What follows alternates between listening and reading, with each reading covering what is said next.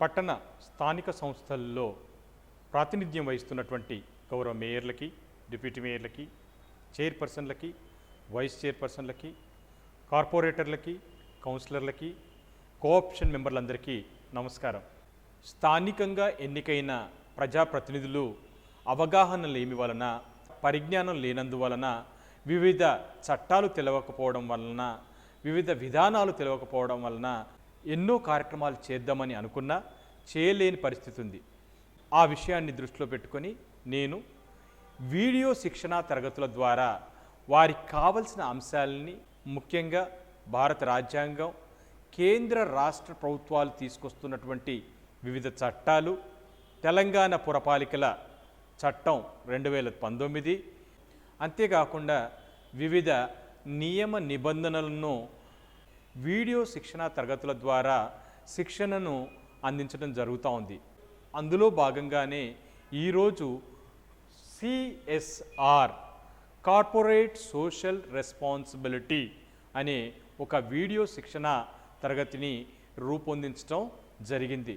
ఈ శిక్షణా తరగతులన్నీ కూడాను ముఖ్యంగా స్థానికంగా ఎన్నికైనటువంటి మేయర్లకు కానీ, డిప్యూటీ మేయర్లకు కానీ, కార్పొరేటర్లకు మరియు కౌన్సిలర్లకి వారికి ఎంత పరిజ్ఞానం అవసరం, వారికి ఏ అంశాల పట్ల ప్రాథమిక అవగాహన ఉండాలి, అంతే సమాచారాన్ని, అంతే జ్ఞానాన్ని వీడియో రూపంలో మలచి అందించటం జరుగుతూ ఉంది. మన రాష్ట్రంలో ఉన్నటువంటి 142 పురపాలికలు, అందులో 12 కార్పొరేషన్స్ ఉన్నాయి, మిగతా అన్నీ కూడాను మున్సిపాలిటీలు. మీరు చూస్తున్న కొద్ది కాలంలోనే పురపాలికలు మరింత వేగవంతంగా అభివృద్ధి జరుగుతూ ఉంటాయి. కొన్ని జరుగుతూ ఉంటాయి, కొన్ని జరగవు. కొన్ని మున్సిపాలిటీలు అయితే అసలే జరగవు. ఎన్నికైన ప్రజాప్రతినిధులందరికీ కూడాను ఒకటే ప్రశ్న తరచూ వెంటాడుతూ ఉంటుంది.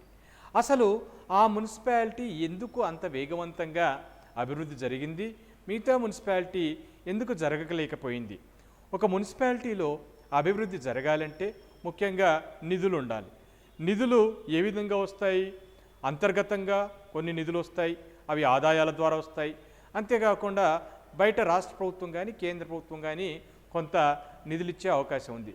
మరి అన్ని మున్సిపాలిటీలకి ఒకే రకంగా ఇలాంటి నిధులు సమకూరినప్పుడు, వచ్చినప్పుడు మరి ఒక మున్సిపాలిటీ ఏమో వేగవంతంగా అన్ని రంగాలలో, ముఖ్యంగా రోడ్లు కావచ్చు, డ్రైనేజ్ సిస్టమ్ కావచ్చు, వీధి దీపాలు కావచ్చు, పార్కులు కావచ్చు, వైకుంఠ ధామాలు కావచ్చు, మొక్కలు నాటే కార్యక్రమం కావచ్చు, ఫ్లైఓవర్ బ్రిడ్జిలు కావచ్చు, చాలా వేగంగా అద్భుతంగా సుందరీకరించబడుతూ ఉంది. మరి కొన్ని మున్సిపాలిటీలు అయితే మాత్రం అసలు ఏమాత్రం అభివృద్ధికి నోచుకోవట్లేదు.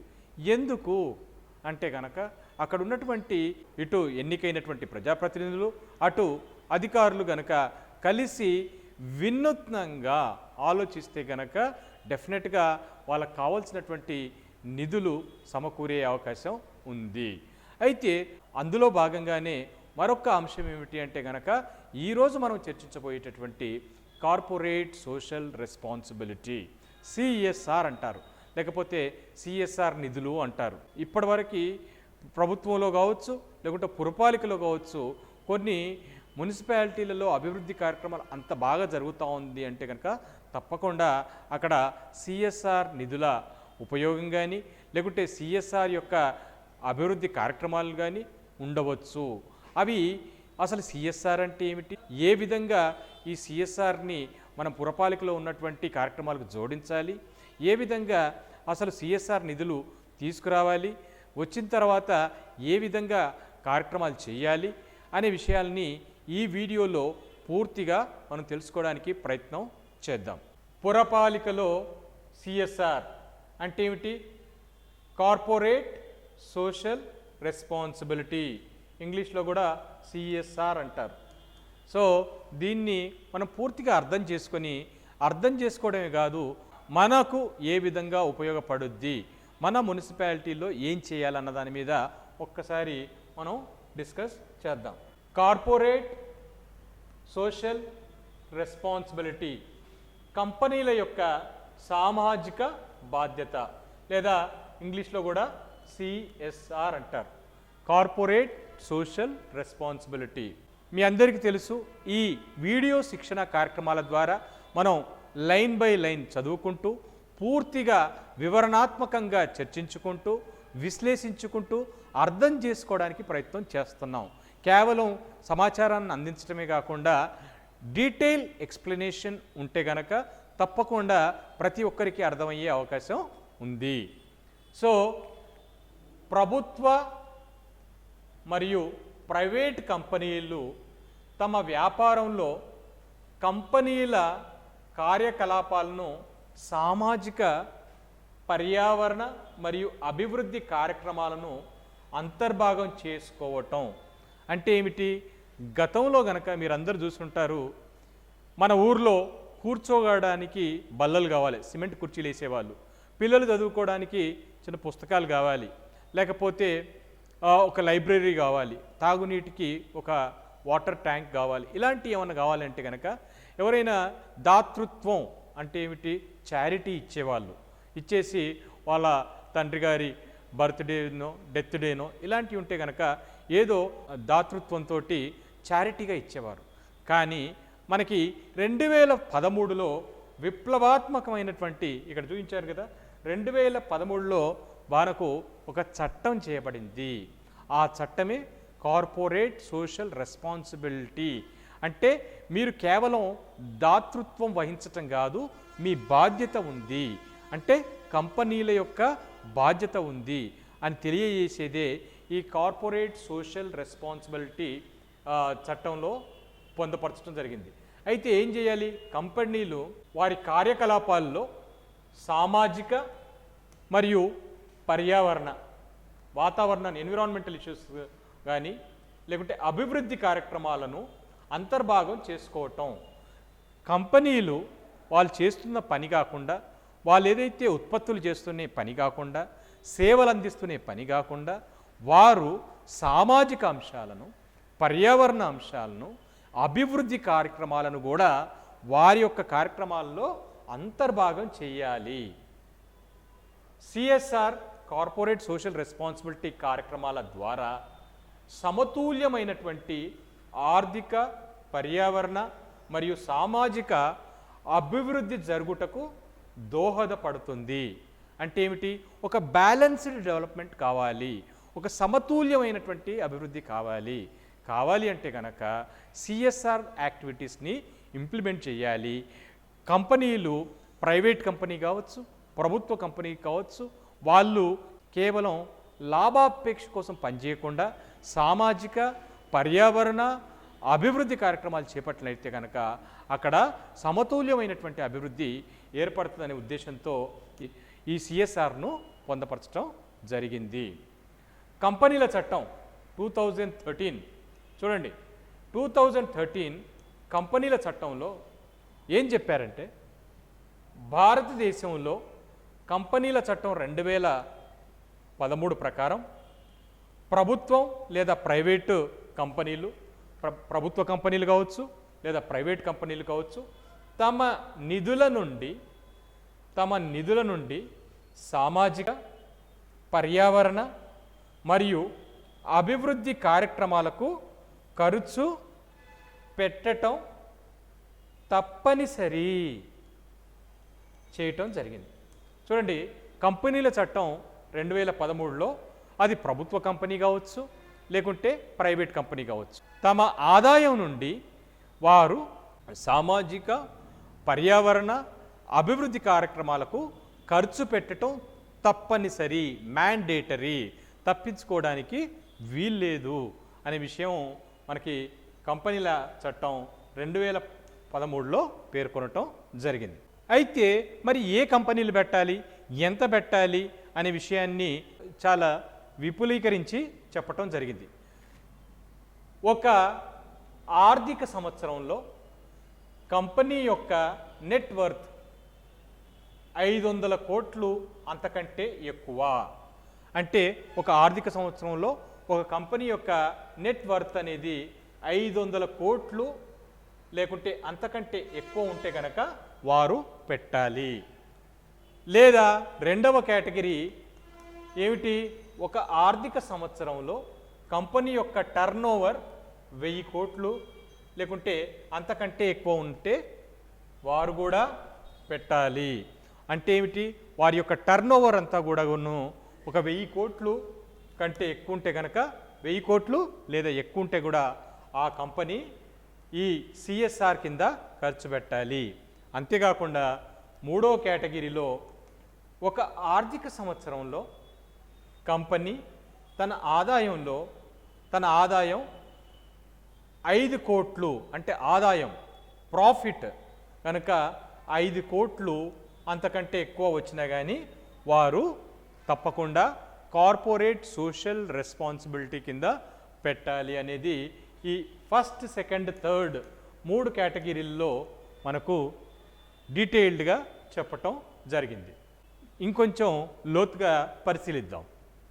ప్రతి ఆర్థిక సంవత్సరంలో కంపెనీ తన నికర ఆదాయం నుండి 2% సిఎస్ఆర్ కార్యక్రమాలకు ఖర్చు చేయవలసి ఉంటుంది. చూడండి, తప్పకుండా చాలా ఇంపార్టెంట్ పాయింట్ ఏంటంటే కంపెనీల చట్టం 2013 ప్రకారం ఈ 2% అనేది వారి ఆదాయం నుండి ఖర్చు చేయాల్సి ఉంటుంది. దేనికోసం చేయాలి? సామాజిక అభివృద్ధి కార్యక్రమాల గురించి కానీ, పర్యావరణ అభివృద్ధి కార్యక్రమాలు కానీ, లేకపోతే ఇతరత్ర అభివృద్ధి కార్యక్రమాలు చేయవలసి ఉంటుంది. ప్రతి కంపెనీ సిఎస్ఆర్ పాలసీని రూపొందించవలసి ఉంటుంది. అయితే 2013కు పూర్వం ఎలా ఉండేది? వారి ఇష్టం ఉంటే చేసేవారు, లేకుంటే లేదు. కానీ 2013 తర్వాత ప్రతి కంపెనీ కూడా ఇలా చేయాలి అని ఒక చట్టం రావటం, అంతేకాకుండా ప్రతి కంపెనీ కూడా ఒక సిఎస్ఆర్ పాలసీ అంటే ఏమిటి విధానాన్ని రూపొందించుకోవాలి అని చట్టం చెబుతుంది. ముఖ్యంగా పురపాలికలలో, మున్సిపాలిటీలలో సిఎస్ఆర్ ద్వారా ఏమైనా కార్యక్రమాలు చేయొచ్చా, చేస్తే ఎలా ఉంటాయి అనే విషయానికి కార్పొరేట్ సోషల్ రెస్పాన్సిబిలిటీ అంటే అది కంపెనీలో ఉన్నటువంటి ఒక యూనిట్. అంటే ఏమిటి? ఏదైతే అభివృద్ధి కార్యక్రమాలు చేస్తున్నటువంటి ఒక యూనిట్ ఉంటుంది, వారు చేసే కార్యక్రమాలని మున్సిపాలిటీకి ఏ విధంగా జోడించాలి, ఎక్కడ చేయగలుగుతారు అనే విషయాన్ని ఒక్కసారి మనం పరిశీలిద్దాం. సిఎస్ఆర్ నిధులతోటి మీరు వైకుంఠ ధామాల నిర్మాణం, అభివృద్ధి, వైకుంఠ రథాల కొనుగోలు ఇలాంటి కార్యక్రమాలకి సిఎస్ఆర్ నిధులను వాడుకోవచ్చు. అంటే ఏమిటి? ఇప్పుడు ప్రభుత్వం దగ్గర నుండి ఎంతో కొంత శ్మశాన వాటికలని అభివృద్ధి చేయడానికి, లేకుంటే వైకుంఠ ధామాలుగా వాటిని అభివృద్ధి చేయడానికి డబ్బు వస్తుంది. కానీ ఇంకా మీరు హైదరాబాద్ కానీ లేకపోతే ఇతరత్ర ప్లేస్లకు పోయినప్పుడు చూసినప్పుడు మీకు ఆశ్చర్యం వేస్తుంది. ఇంత అద్భుతంగా ఎలా కట్టగలిగారు అనే ఒక ఆలోచన కలుగుద్ది. దానికి కారణం ఏమిటి అంటే కనుక అక్కడ ఉన్నటువంటి స్థానికంగా ఉన్నటువంటి ప్రజాప్రతినిధులు, అధికారులు అక్కడ ఉన్నటువంటి ఏదో ఒక కంపెనీ దగ్గరికి వెళ్ళి సిఎస్ఆర్ నిధులను తీసుకురావడం వలనే అక్కడ అభివృద్ధి కార్యక్రమాలు జరిగాయని అనుకోవచ్చు. అయితే వైకుంఠ ధామాల అభివృద్ధి లేకుంటే వైకుంఠ రథాల కొనుగోలు అంటే ఒకవేళ 1-2 వెహికల్స్ కావాలి అంటే కూడా డెఫినెట్గా మీరు సిఎస్ఆర్ నిధులను వాడుకోవచ్చు.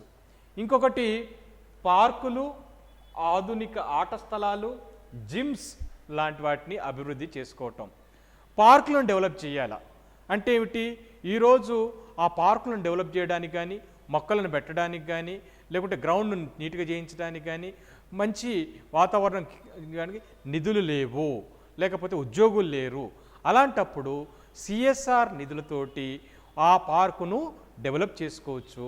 అంతేకాకుండా ఆధునికంగా ఇంకా అప్గ్రేడ్ చేసి ఇంకా ఆధునిక పార్కులుగా పెట్టి ఇంకా ఓపెన్ ఎయిర్ జిమ్స్ లాంటివి కూడా మీరు పెట్టుకోవచ్చు. దానికి సిఎస్ఆర్ నిధులు వాడుకోవచ్చు. అదేవిధంగా మూడవది చెరువులు, కుంటలు, కాలువలు అభివృద్ధి. పట్టణంలో కానీ నగరంలో కానీ వాటర్ బాడీస్ ఉంటాయి. వీటన్నిటిని కూడా చెరువుల రూపంలో కానీ, కుంటల రూపంలో కానీ, చిన్న చిన్న కాలువల రూపంలో కానీ ఉంటాయి. మరి ఇలాంటి వాటిని సుందరీకరించాలి, మంచి చెట్లు పెట్టాలి, మంచి ప్రహారీ గోడలు కట్టాలి, కట్టలు వేయాలి, లేకపోతే మంచి లైటింగ్ పెట్టాలి. అలాంటప్పుడు మున్సిపాలిటీ దగ్గర నిధులు లేనట్లయితే తప్పకుండా మీరు సిఎస్ఆర్ నిధులు, కార్పొరేట్ సోషల్ రెస్పాన్సిబిలిటీ నిధులను వాడుకోవచ్చు. ఇక మొక్కలు, చెట్ల పెంపకం, పచ్చని బయళ్ళు, పచ్చని స్థలాల అభివృద్ధి. మనం ప్రతి సంవత్సరం కూడాను మనం ముఖ్యంగా హరితహారం కార్యక్రమంలో భాగంగా మొక్కలు పెట్టడం జరుగుతూ ఉంది. మరి మొక్కలు పెట్టడం, నర్సరీలను పెంచటం, లేకపోతే రోడ్డుకు మధ్యలో ఉన్నటువంటి మీడియన్ ప్లాంటేషన్ చేయటం, రోడ్డుకి ఇరువైపులా ప్లాంటేషన్ చేయటం, ఇలా రకరకాల కార్యక్రమాలు చేస్తున్నారు. ఇలాంటప్పుడు కూడా మరి ఇప్పుడు చేసేదానికంటే కూడాను మెరుగ్గా చేయాలి. ట్రాక్టర్ కావాలనుకుంటాం, ట్రాక్టర్ కొనడానికి నిధులు ఉండవు. లేకపోతే నర్సరీలు పెంచాలనుకుంటాం, నిధులు ఉండవు. అలాంటప్పుడు ఏంటి అంటే కనుక తప్పకుండా ఈ మొక్కల ల్యాండ్స్కేప్స్, మరి ముఖ్యంగా ప్రభుత్వ ఆఫీసులు రోడ్డు మధ్యలో ఉండే ప్లేసు అంటే ఏమిటి, జంక్షన్లు, ఆ జంక్షన్ల అభివృద్ధి, అక్కడ మంచి గ్రీనరీ ఉండాలా, రోడ్డు మధ్యలో ఉన్న మంచి మొక్కలను, రకరకాల మొక్కలను పెంచాలి అన్నప్పుడు డబ్బులు లేకపోతే కనుక తప్పకుండా మీరు సిఎస్ఆర్ నిధులకు ప్రయత్నం చేయవచ్చు. ఈరోజు హైదరాబాద్, బెంగళూరు, రకరకాల వరంగల్, ఖమ్మం లాంటి ప్లేసెస్లో అభివృద్ధి బాగుంది. మనం ఇలాంటి చోట్లకి వెళ్ళినప్పుడు ఇక్కడ మొక్కలు బాగున్నాయి, ఇక్కడ రోడ్ల మధ్యలో చెట్లు బాగా పెరిగాయి, మరి వీళ్ళకి నిధులు ఎక్కడి నుంచి వచ్చాయి అనే ఒక ప్రశ్న ప్రతి ఒక్కరికి తలెత్తే అవకాశం ఉంది. కాకపోతే వారి దగ్గర ఉన్న నిధులను సేకరించడమే కాకుండా సిఎస్ఆర్ నిధులకు కూడా ప్రయత్నం చేసి ఉంటారు. దాని ద్వారా వారి దగ్గర ఉండేటువంటి నిధుల కంటే ఇంకొంచెం నిధులు యాడ్ కావటం వల్ల ఈరోజు మరింత అభివృద్ధి చేసుకోగలుగుతున్నారని మనం అనుకోవచ్చు. ఇక ఘన వ్యర్థాల నిర్వహణ అంటే ఏమిటి? Municipal solid waste management. మీ అందరికీ తెలుసు, తడి చెత్త, పొడి చెత్త. తడి చెత్తను, పొడి చెత్తను ఇంటి నుండే సేకరించటం, తడి చెత్తను వర్మీ కంపోస్ట్గా మార్చటం, పొడి చెత్తను వివిధ రూపాలుగా దాన్ని వర్గీకరించి మళ్ళీ ఇండస్ట్రీకి పంపించటం. ఇదంతా కూడా చేయడానికి మున్సిపాలిటీల దగ్గర నిధులు లేకపోవచ్చు, అధికారులు లేకపోవచ్చు, ఉద్యోగులు లేకపోవచ్చు, లేకపోతే ఆ సామర్థ్యం లేకపోవచ్చు. ఇలాంటివన్నిటిని కూడా తెచ్చుకోవాలి అంటే కనుక తప్పకుండా ఒక సిఎస్ఆర్ యాక్టివిటీ అంటే పురపాలిక, స్థానిక సంస్థ ఆ విషయాన్ని గుర్తించి ఏదైనా కంపెనీ దగ్గరికి వెళ్ళినప్పుడు తప్పకుండా వారి సిఎస్ఆర్ నిధుల నుండి ఈ మున్సిపల్ సాలిడ్ వేస్ట్ మేనేజ్మెంట్ చేయడానికి నిధులు ఇచ్చే అవకాశం ఉంది. ఇక మంచినీటి సరఫరా, వాటర్ సప్లై. మున్సిపాలిటీకి ఉన్నటువంటి విధుల్లో ఒక విధి ఏమిటి అంటే నీటిని సరఫరా చేయటం. నీటి సరఫరా చేయడానికి కూడా అది రిజర్వాయర్లను నిర్మించడానికి కావచ్చు, లేకుంటే ట్రీట్మెంట్ ఇప్పించడానికి కావచ్చు, లేకుంటే ట్రాన్స్మిషన్ వేయటం కావచ్చు, కొత్త కాలనీలకి పైప్ లైన్లు వేయించడం కావచ్చు, మెయింటెనెన్స్ కావచ్చు. ఇలాంటి సందర్భంలో కూడా మున్సిపాలిటీ దగ్గర సరిగ్గా నిధులు లేనట్లయితే కనుక తప్పకుండా మీకు ఈ సిఎస్ఆర్ నిధులను వాడుకునే అవకాశం ఉంది. అదేవిధంగా కమ్యూనిటీ హాల్ నిర్వహణ. మనకి వివిధ కాలనీస్లలో వాళ్ళకు సమావేశం జరుపుకోవడానికి కానీ, చిన్న చిన్న వార్డు కమిటీ సమావేశాలు నిర్వహించుకోవడానికి కానీ, చిన్న చిన్న ఫంక్షన్స్ నిర్వహించుకోవడానికి కానీ వాళ్ళు ప్రతిసారి కమ్యూనిటీ హాల్ కావాలి అని వార్డుల్లో అడగటం జరుగుతుంది. చాలా వరకు మున్సిపాలిటీలో నిధులు ఎక్కడున్నాయి అని అనుకుంటారు. నిధులుంటే ఎక్కడి నుంచి ఉండాలి? అయితేనేమో అంతర్గత ఆదాయం నుండి వచ్చే నిధులు ఉండాలి, లేకుంటే బయట నుంచి రాష్ట్ర ప్రభుత్వం కానీ కేంద్ర ప్రభుత్వం కానీ ఇచ్చే నిధుల నుంచి కావాలి. అవి లేనప్పుడు మరి ఎలాగా అంటే మీరు ఏదైనా ప్రైవేట్ కంపెనీ దగ్గరికి, ఏదైనా ప్రభుత్వ కంపెనీ దగ్గరికి వెళ్ళి మీ మున్సిపాలిటీలో మాకు ఒక 4 కమ్యూనిటీ హాల్ కావాలి, ఓ 10 కమ్యూనిటీ హాల్ కావాలి, మీ పేరు పెట్టుకోండి, మీరు సిఎస్ఆర్ నుండి ఇవ్వచ్చు అనే విషయం కనుక చెబితే కనుక మీరు అడిగినా అడగకపోయినా వారు కూడా, ఆ కంపెనీ కూడా ఏదో రకంగా ఏదో ఒక అభివృద్ధి కార్యక్రమం అయితే చేసి ఉండాలి. అది కంపల్సరీ. అలాంటప్పుడు ఏ పురపాలిక అయితే ముందుండి ఇలాంటి విషయాలని వినూత్నంగా ఆలోచించి ముందు చర్యలు చేపడుతుందో వారు లాభం పొందే అవకాశం ఉంది. సో కమ్యూనిటీ హాల్స్ నిర్మించడం కానీ, అక్కడ చక్కగా షటిల్, బ్యాడ్మింటన్, వాలీబాల్, లేకపోతే బాస్కెట్బాల్ లాంటి కోర్టులు వేయించడం కానీ, లేకపోతే క్రీడా ప్రాంగణంలాగా తయారు చేసుకోవడానికి కానీ తప్పకుండా మీరు సిఎస్ఆర్ నిధులను వాడుకోవచ్చు.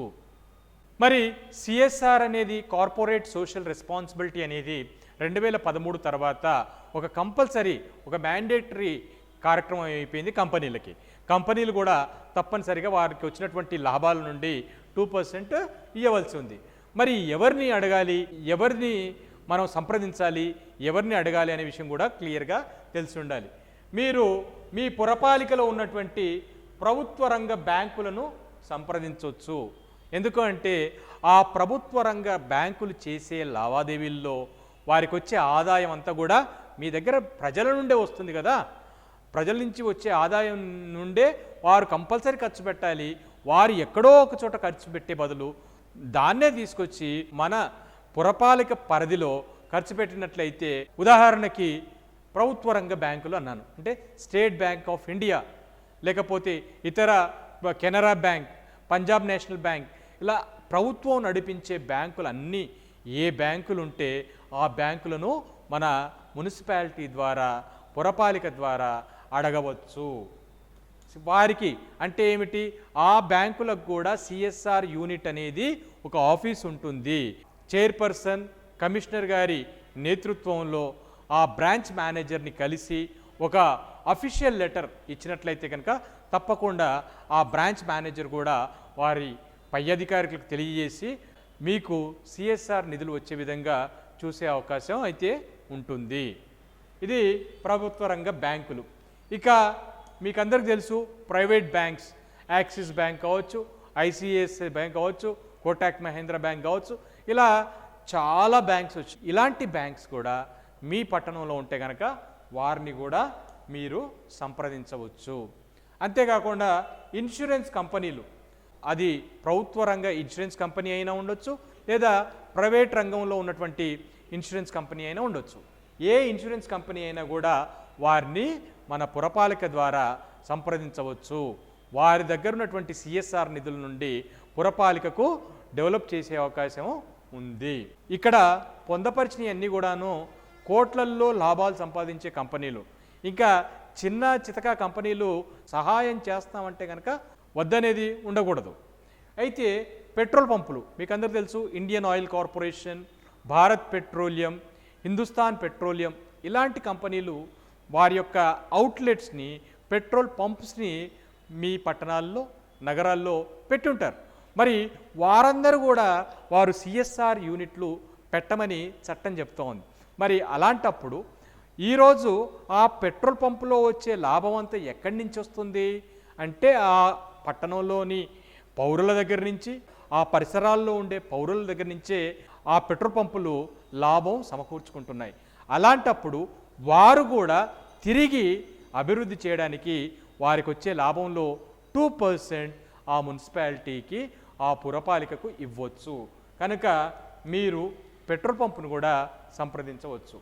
ఇంకా చాలా వెహికల్స్ డీలర్స్ ఉంటారు, మహేంద్ర అని, టాటా అని, లేకపోతే సుజుకి అని, ఇలాంటి డీలర్స్ అన్నీ కూడా పెద్ద పెద్ద కంపెనీలు. అంటే ఏమిటి, అక్కడ పౌరులు కొనటం వలన వారికి లాభాలు వస్తున్నాయి, అక్కడ పౌరుల మీద వాళ్ళు వ్యాపారం చేస్తున్నారు. కాబట్టి వారి వ్యాపారంలో వచ్చేటటువంటి 2% లాభాన్ని కూడా అక్కడ ఉన్నటువంటి పౌరుల సామాజిక, ఆర్థిక, పర్యావరణ అభివృద్ధికి ఖర్చు పెట్టమనే చట్టం చెప్తుంది. కాబట్టి మోటార్ వాహనాల కంపెనీలను కూడా మీరు అప్రోచ్ చేయవచ్చు.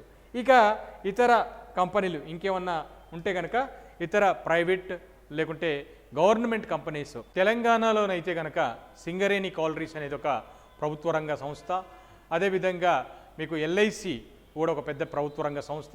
ఇలాంటి కంపెనీలకు వారి యొక్క సిఎస్ఆర్ శాఖలు కూడా ఉంటాయి. కాకపోతే వారి దగ్గర నుండి నిధులను ఏ విధంగా సేకరించగలుగుతాం అనేది ఆలోచించగలిగితే కనుక తప్పకుండా పురపాలిక అభివృద్ధి చెందుతుంది. పురపాలికలో సిఎస్ఆర్ కార్యక్రమాలు ఏ విధంగా మొదలు పెట్టాలి? గత కొంతకాలంగా నేను శిక్షణా కార్యక్రమాల్లో సిఎస్ఆర్ గురించి మేయర్లకి, చైర్మన్లకి, లేకపోతే కార్పొరేటర్లకి, కౌన్సిలర్లకి అనేక శిక్షణా కార్యక్రమాలు ఇచ్చాను. శిక్షణలో పాల్గొన్నప్పుడు మాత్రం చాలా ఉత్సాహంగా పాల్గొంటున్నారు. మరి తదుపరి క్షేత్రస్థాయిలోకి వెళ్ళాక కార్యక్రమాల అమలులో కొంత అలసత్వంగా ఉంటుంది. అలా ఉండకుండా ఇక్కడ డీటెయిల్డ్గా ఈ వీడియో తరగతిలో అసలు సిఎస్ఆర్ అంటే ఏమిటి, సిఎస్ఆర్ ద్వారా పురపాలికల్లో ఏం చేయొచ్చు, అంతేకాకుండా అసలు సిఎస్ఆర్ను ఎలా మొదలు పెట్టాలి అనే విషయాన్ని డీటెయిల్గా పొందపరచడం జరిగింది. ఒకసారి మనం ప్రతి పాయింట్ టు పాయింట్ క్లియర్గా అర్థం చేసుకోవడానికి ప్రయత్నం చేద్దాం. ఫస్ట్ పాయింట్, సిఎస్ఆర్ గురించి అంటే కార్పొరేట్ సోషల్ రెస్పాన్సిబిలిటీ గురించి, అవకాశాల గురించి కౌన్సిల్ సమావేశంలో ఎజెండాలో పొందపరిచి చర్చించవలను. అంటే ఏమిటి అంటే ముఖ్యంగా ఇలా 2013లో ఒక చట్టం వచ్చింది. ప్రభుత్వ రంగ కంపెనీ అయినా కానీ ప్రైవేట్ కంపెనీ అయినా కానీ తమ లాభాల్లో ఉన్నటువంటి 2% అభివృద్ధి కార్యక్రమాలకు వెచ్చించాలి. మరి మన పురపాలికలో ఏమైనా అభివృద్ధి కార్యక్రమాలు సిఎస్ఆర్ ద్వారా చేద్దామా అంటే ఎజెండాలో పొందపరిచి కౌన్సిల్ సమావేశంలో చర్చించాలి, ఆ కౌన్సిల్లో చర్చించాలి. రెండవ పాయింట్, తీర్మానాన్ని ప్రవేశపెట్టి పురపాలికలో సిఎస్ఆర్ యూనిట్ ఏర్పాటుకు ఆమోదం తెలపవలను. అయితే ఈ సిఎస్ఆర్ ద్వారా మనం కొంచెం నిధులు వస్తాయని అనుకున్నప్పుడు తప్పకుండా దాన్ని ఒక యూనిట్ ఏర్పాటు చేయాలి. మన ఆఫీస్లో కూడా అంటే మున్సిపాలిటీలో కూడా ఒక సిఎస్ఆర్ యూనిట్ అనేది మొదలు పెట్టాలని ఒక తీర్మానాన్ని ప్రవేశపెట్టి దానికి ఆమోదం తెలపాలి.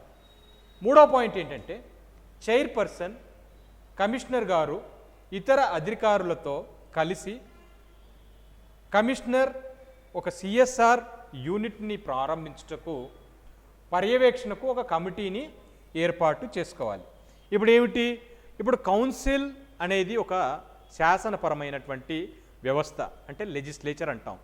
కమిషనర్ తన అధికారులు, ఉద్యోగులు, ఎగ్జిక్యూటివ్ ఏదైతే నిర్ణయాలు కౌన్సిల్ తీసుకుంటుందో దాన్ని అమలుపరచడం మన యొక్క ఎగ్జిక్యూటివ్ అంటే కార్యనిర్వాహక శాఖ యొక్క బాధ్యత లేకుంటే కర్తవ్యం. అలాంటప్పుడు ఏంటి, ఒక మున్సిపాలిటీలో ఒక సిఎస్ఆర్ యూనిట్ను ప్రారంభిద్దామని అనుకున్నప్పుడు ఎవరెవరు దాంట్లో మెంబర్స్ ఉండాలి, ఎంతమంది ఉండాలి అనే ఒక నిర్ణయం తీసుకొని దాన్ని కార్యరూపంలో దాన్ని ప్రారంభించుటకు, దాన్ని పర్యవేక్షించుటకు ఒక కమిటీని వేసుకుంటే కనుక బాగుంటుంది. అయితే సిఎస్ఆర్ కమిటీని ఏర్పాటు చేసుకోవడానికి ఎక్కడ నియమ నిబంధనలు లేనప్పటికీ అక్కడ ఉన్నటువంటి స్థానికంగా చైర్పర్సన్, అక్కడ ఉన్నటువంటి కౌన్సిల్ సమావేశం, అదేవిధంగా కమిషనర్ వారి లెవెల్లో వారి కమిటీని ఏర్పాటు చేసుకుంటే సరిపోతుంది. ఇక నాలుగో పాయింట్, సిఎస్ఆర్ యూనిట్ ఏర్పాటుకై ప్రభుత్వ అనుమతి పొంది నియమ నిబంధనల ప్రకారం రిజిస్టర్ చేసుకొనవలను. తద్వారా కంపెనీలకు 12A మరియు 80G సర్టిఫికేటు జారీ చేయవచ్చును. అయితే ఎప్పుడైతే సిఎస్ఆర్ కంపెనీ నుండి అది ప్రభుత్వ రంగ కంపెనీ అయినా ప్రైవేట్ కంపెనీ అయినా మీకు నిధులు ఇవ్వడానికి ముందుకు వచ్చినప్పుడు వారికి మీరు 2 సర్టిఫికేట్లు ఇవ్వాల్సి ఉంటుంది. 12A, 80G. వారు కూడా ఇన్కమ్ ట్యాక్స్ డిపార్ట్మెంట్కి మేము ఈ పురపాలికకు ఇంత డబ్బు ఇవ్వడం జరిగింది, మాకు ఆ 2% ఏదైతే ఇచ్చామో ఇక్కడ ఇచ్చాము, మాకు వారు సర్టిఫికేట్ ఇచ్చారు, మాకు కూడా ఇన్కమ్ ట్యాక్స్లో మినహాయింపులు ఇవ్వండి అని వారు అడగడం జరుగుద్ది. అయితే మీరు ఆ సర్టిఫికేట్ ఇచ్చే స్థితికి ఉండాలి.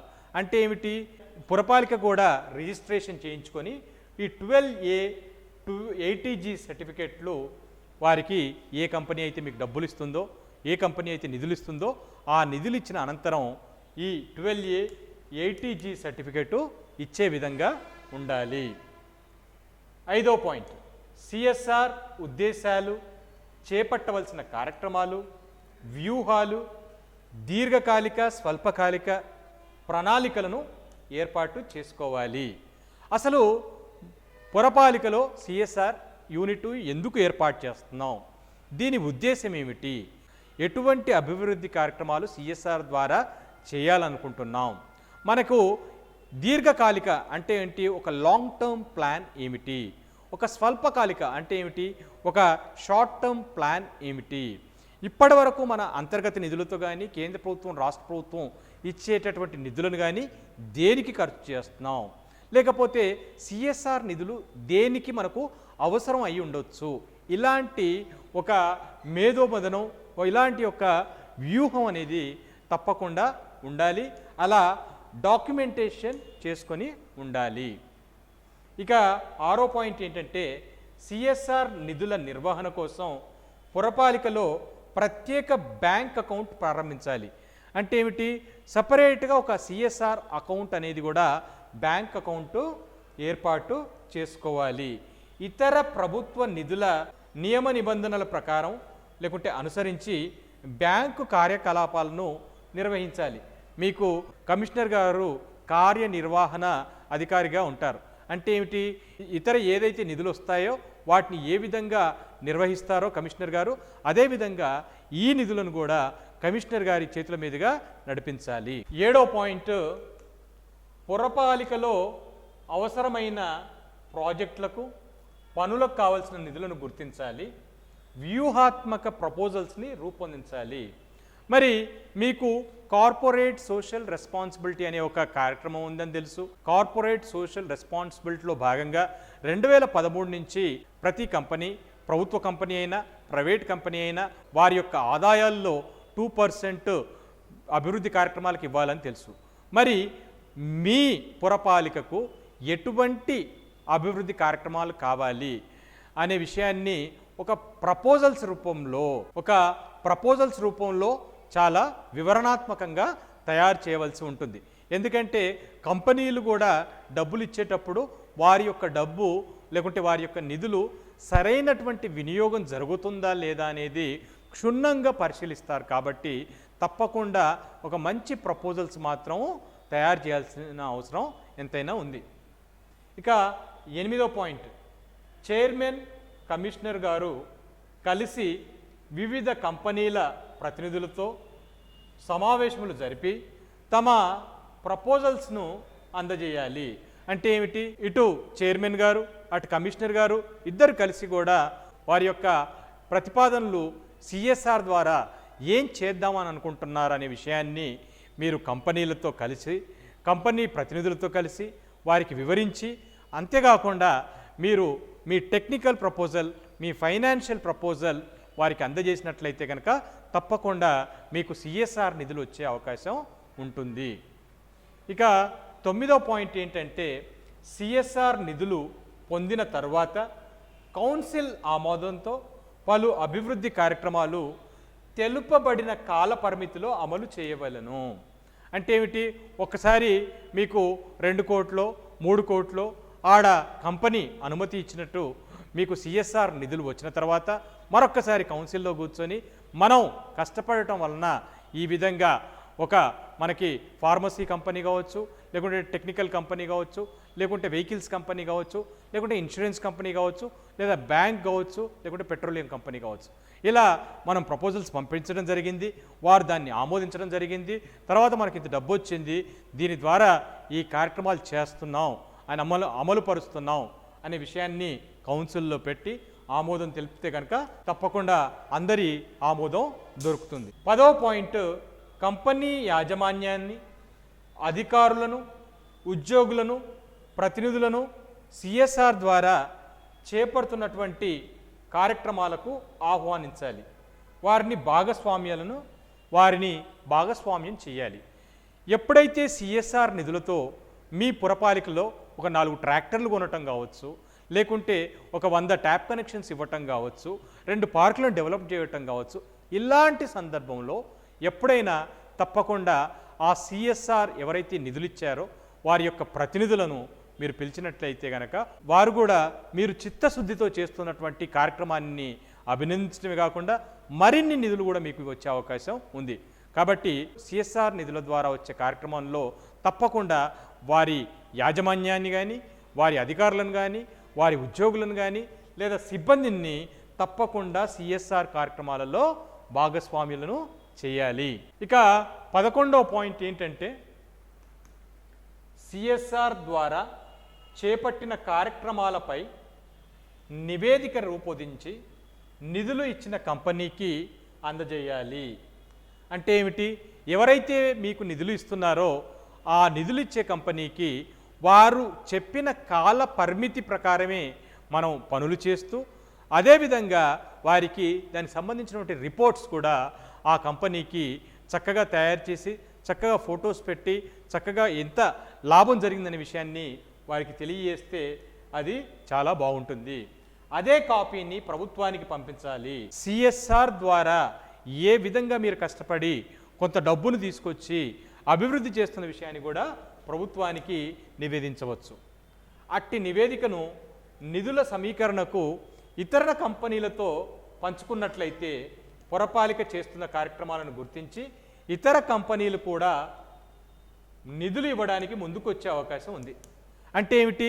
మీరు ఏదైతే చిన్న పని చేస్తున్నారో దాన్ని నివేదిక రూపంలో ఆ కంపెనీకి పంపిస్తున్నారు, అదే విషయాన్ని ప్రభుత్వానికి పంపిస్తున్నారు.